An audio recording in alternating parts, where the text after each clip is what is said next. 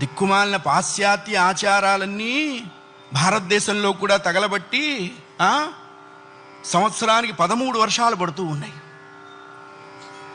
మనం బ్రతికి ఉండగా మన తల్లిదండ్రులు అనాథాశ్రమాల్లో ఉన్నారు అంటే మనం చచ్చిన వాళ్ళతో సమానము, అనుమానమే లేదు, రాసుకోండి. మాతా సమం నాస్తి శరీర పోషణం అని చెప్పింది ధర్మశాస్త్రం.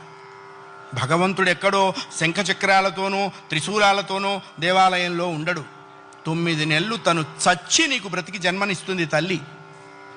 దేవాలయానికి వెళ్ళినప్పుడు దేవుడు కనపట్టలేదు నాన్న అని మనం ఏడిస్తే ఆ తండ్రి వారి భుజాల మీద మనల్ని కూర్చోబెట్టి దేవుణ్ణి చూపిస్తాడు. అప్పుడు మనకి తెలుస్తావు మనం కూర్చున్నదే భగవంతుడి భుజాల మీద అని. తల్లిదండ్రులకి గుళ్ళు కట్టించక్కర్లేదు, కట్టించిన గుళ్ళ ముందు వాళ్ళని కూర్చోబెట్టకుండా ఉంటే చాలు. అది నేర్చుకోవాలి. మనం బ్రతికుండగా వాళ్ళ అనాథాశ్రమాలు